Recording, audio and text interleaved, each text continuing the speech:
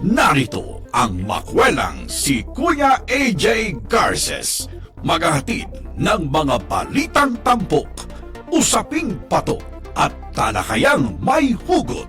Tonight with Kuya AJ. Hello! Good evening, everyone!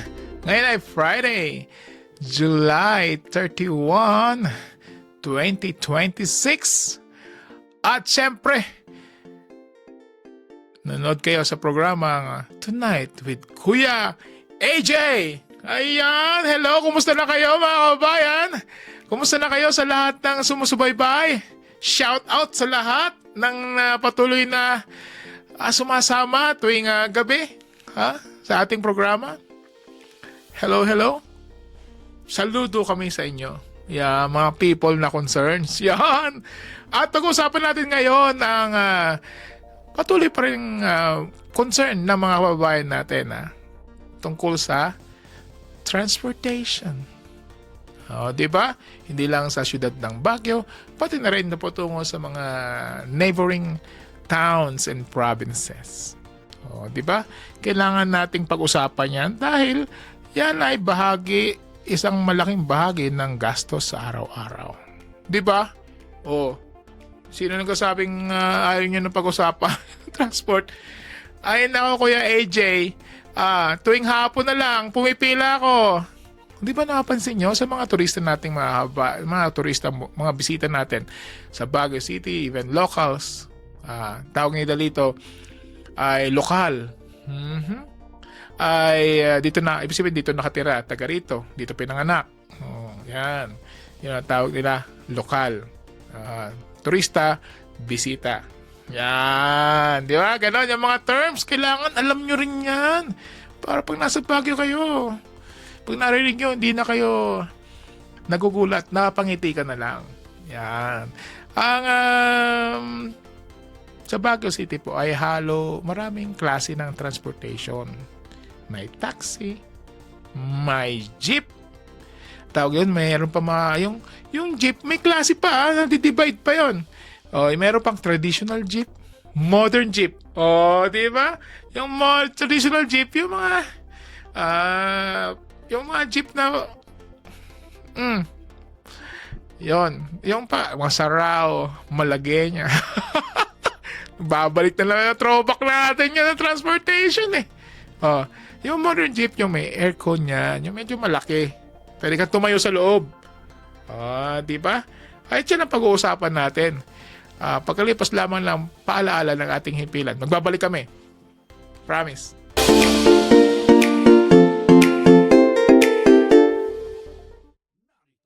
Diskusyon.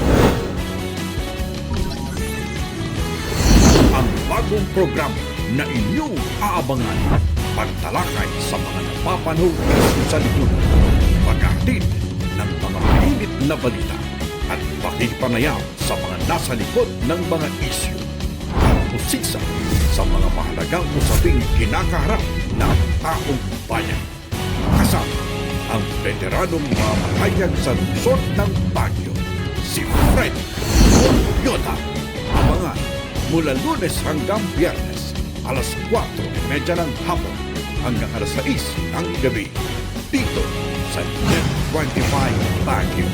Mapapanood sa Net25 Baguio Facebook page at YouTube channel. Diskusyon malapit na.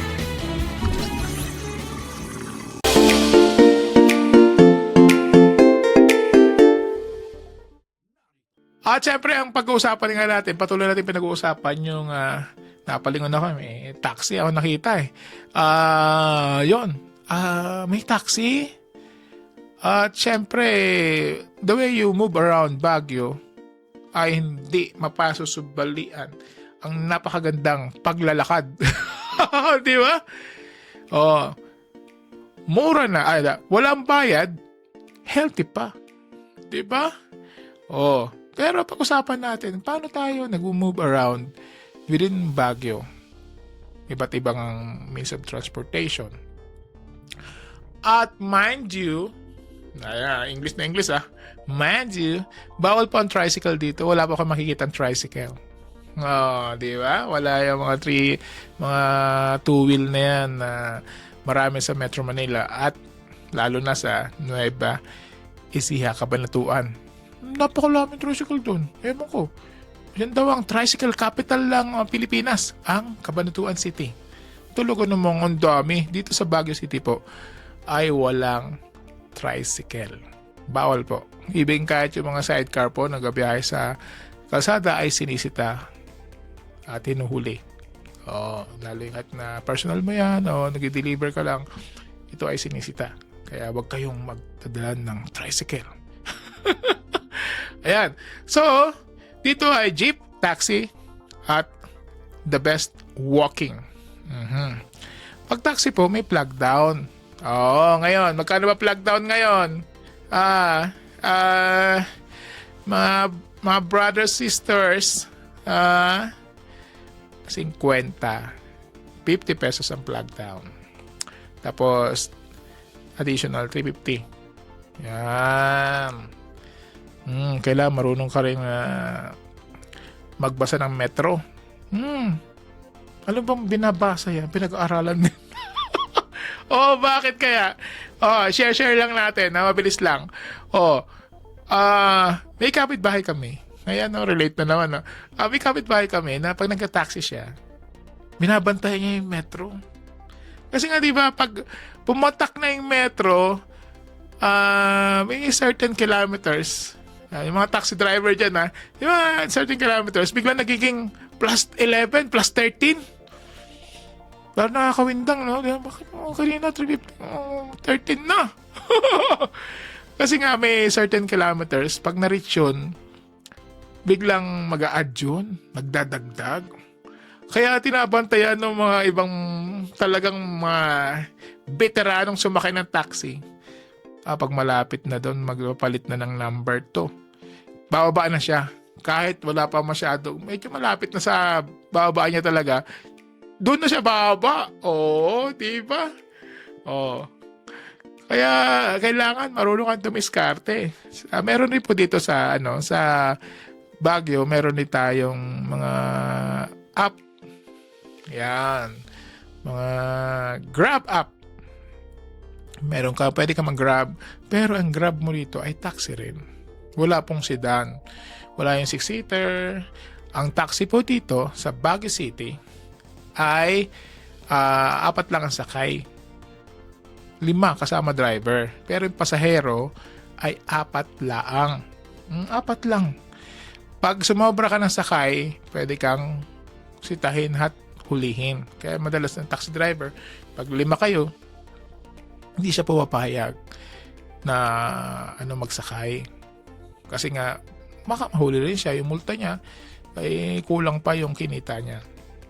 Kaya huwag niyo na pilitin. Diba? So, yon. So, may Grab. Pwede ka mag-book ng Grab taxi. Yun ang way to go. Lalo na pag rush hour. Mahirap rin kaya. May taxi na rin na na syempre, minsan may iba silang sinusundo. Di ba? Minsan nakakasakit ng feelings. Hindi kanya pinapansin. Di ba? Ayaw kang lingunin eh. Di ba? Diretso lang yung ganyan drive niya. Di ba?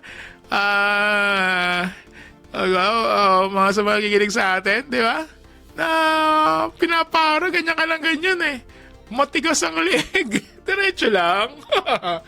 Ayan. Kasi nga po, dito sa Baguio City, ay hindi i-encourage sa mga taxi driver na kung ayaw mo talaga magsakay, huwag mo na siyang tigilan.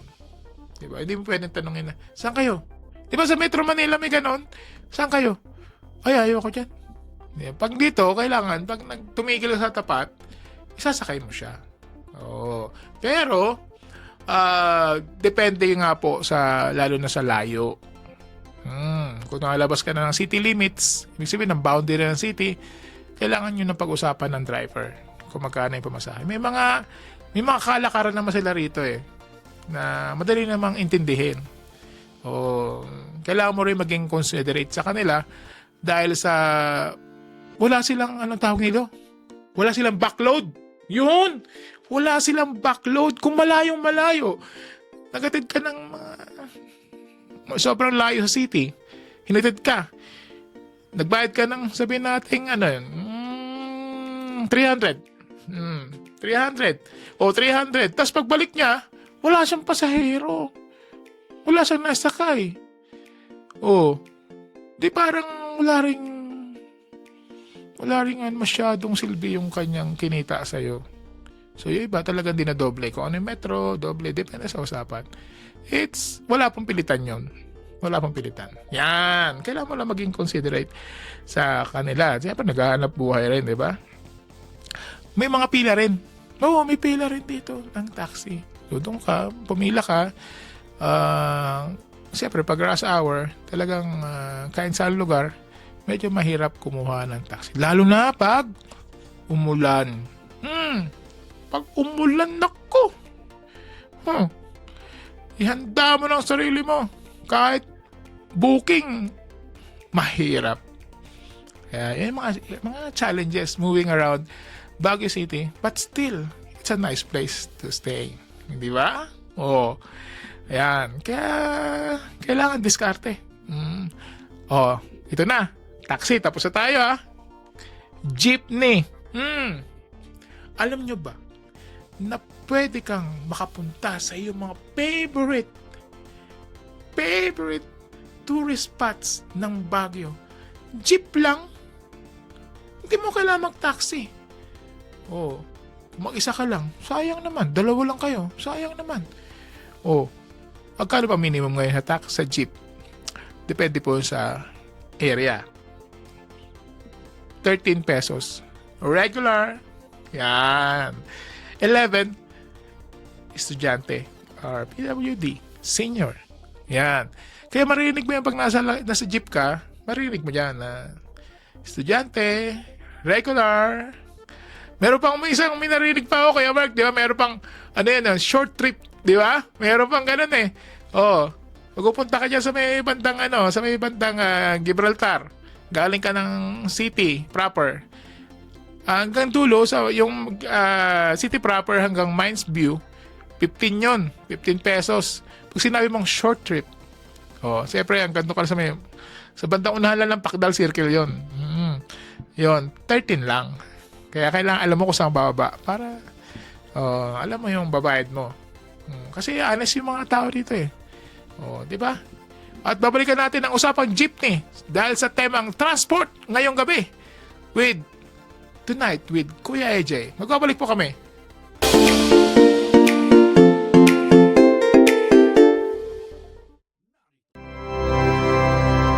Explore the natural wonders of the Cordilleras and Elucanja. Feel the breeze and beauty of the mountains. Be amazed with the various tourist destinations. Learn the history, traditions, and culture. Hello mga kasamang adventurers and viewers! Ngayong araw ay makakasama ninyo kami sa isang exciting adventure. I know that Benguet has a lot of tourist spots to offer. Ako, mahilig mag-explore. Ako mahilig sa adventure. Tara! Dito lamang yan sa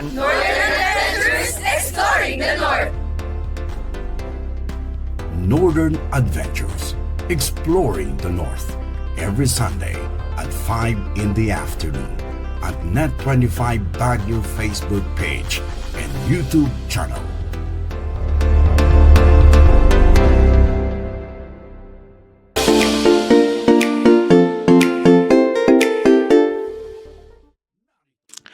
Ayan, welcome back sa ating programa. Ito yung pinaka-paborito nating, isa sa mga paborito nating topic Dahil ito yung, you move around by using the public transport. Kung wala ka namang talagang sasakyan, kailangan pag-aralan mo kung paano mag-move around. Move around. Di ba? Ganun pa. Ayun, no? Pero, kanina iniwan natin yung mga jeepney na pwede ka mapunta sa yung mga favorite tourist spots ng Baguio by riding a jeep. Di ba? Oo. At, syempre, for example, sample natin. pupunta ka ng Mines View. Di ba? Kasi maganda sa postcard eh. Di ba? O anong reaction nyo na makita nyo ng live yung Mines View? Di ba sa mga first timer? Nakita nyo Mines View? Ay, yeah. Ay, ang ganda pala. Meron namang iba. Ay, ito lang. Ay, ang late pala. Di ba? Iba-iba reaction eh. Pero excited pa rin silang makapunta. Di ba? Ayan. At syempre, galing ka ng city, may dalawa silang terminal. Meron doon sa may malapit sa dating branch ng Land Bank. Yan. Malapit sa Prime Hotel. Yan. Meron jeep doon. May dalawa doon terminal ng jeep na papuntang ang biyahe niya ay Mines View. Merong Gibraltar, merong Outlook. Yon. Kahit ano sa kanyo, papunta yung Mines View yun. Yan. Maliban lang kung may iba kayong dadaanan. Tatanungin nyo lang kung ito ba ay dadaan sa lugar na ito. Going Gibraltar. Diba? Ayan. So, magkano pa masahe? 15. Dalawa kayo, 30. Taxi. Pag umupo lang, 50. Diba? Diba? Kailangan mo rin i-consider yun eh. So, pwede ka mag-jeep kung nanggaling kang Session Road. Lahat po na nakikita nyong karatula ng jeep, karamihan na nakasulat po ay Plaza. Diba? Kung saan kayo galing, Mines View Plaza, Baguio Plaza. Nung tinatanong-tanong ko yun, ano kaya yung plaza? Malaking plaza. Pero, bakit sa palengke siya bumaba? Bakit yung isa doon naman sa isang kanto? Pero ang karatula niya ay plaza pa rin. Dahil po ang common na babaan po noong mga unang panahon ay itong drop off kayo o dadaan kayo, titigil kayo sa may Malcolm Square. Kaya plaza. Di ba? So kaya na-retain na yon na nirelocate para mas maayos yung pagsakay, maayos ang traffic, nirelocate na po yung mga terminal. May mga specific terminal sa Palengke, may specific terminal sa malapit sa Session Road. Meron pa isang terminal ng Mines View dyan sa Lacandula, malapit po sa Center Mall. Yun naman ay may pila rin po sila ron, pero hindi sila nagpupuno. Malapit sa Session Road, nagpupuno sila. Yan. Lahat yun ay pupunta sa Mines View. 15 pesos. Diba? So yung mga sample na pwede ka naman makatipid nang hindi ka namamasyal ka ng Baguio through public transportation. Siyempre, pinag-uusapan natin kanina yung walking. Ayaw ko na maglakad. Pero Baguio is very good for walking. Puro pataas naman eh. Maganda nga yan sa inyong kalusugan. Di ba? Pwede ka makarating ng lahat. Nag-umpisa yan sa Session Road. Pababa, paakyat. Pwede kang umikot-ikot. Di ba? Na-exercise ka. Maganda pa ang view. Di ba? Healthy ka pa. Hindi pa magastos. Di ba? Tapos pag minadaanan kang mga coffee shops, yung mga coffee shops po kasi wala talagang parking. Kasi along Session Road, ang parking dyan roadside, may may ticket, may parking ticket. So may mga pagbakante, pwede ka mag-park doon. Make sure lang na kumuha ka ng ticket. Tapos, kung gusto mo namang after 8 o'clock o 7 o'clock, tanong mo lang kung wala na yung mga traffic aid, pwede kang pumarada doon. Pero kailangan mong alisin sa umaga. Alas 6 pa lang, alisin mo na. Kasi hulihin ka na nun. Paggabi, medyo maluwag na yung parking. Pero maraming, kasi ang daming ang bisita, especially on the weekend, talagang may laban ka. Yan. Pero, alam nyo ba mga kabayan, na dito rin sa Baguio ay merong tawag dito, coding. Ang tawag doon, number coding. Standard in Weather Manila, ganun din po sa Baguio. May mga kasada rito na pwede mong daanan during coding para makaiwas ka na mahuli. Yun, meron ring mga guides na makikita niyo naman sa sa internet na may mga pwede kayong doon dumaan pag napasok kayo ng Baguio na coding kayo. Diba? Pero mas maganda iwasan na nating pumasok o mag-ikot-ikot dalangin yung vehicle sa Baguio. Yun, di ba? So, kailangan mo yung mga business, mga specific jeepney routes. Yun. Mga terminal din ng bus. Di ba? Ang dami dito. Particularly, siyempre yung Victory Liner. Meron silang terminal sa upper session. At meron din sa baba ng isang malaking mall dito sa Baguio City. Ang kalsada niya ay Governor Pac. GovPac ang tawag nila dito. Andun marami ibang mga bus companies na pwede niyang sumakay kung palabas kayo ng Metro Manila, ay palabas kayo ng Baguio City. Yan, pwede yun silang sakyan. Merong mga reservations, meron ng mga walk-in.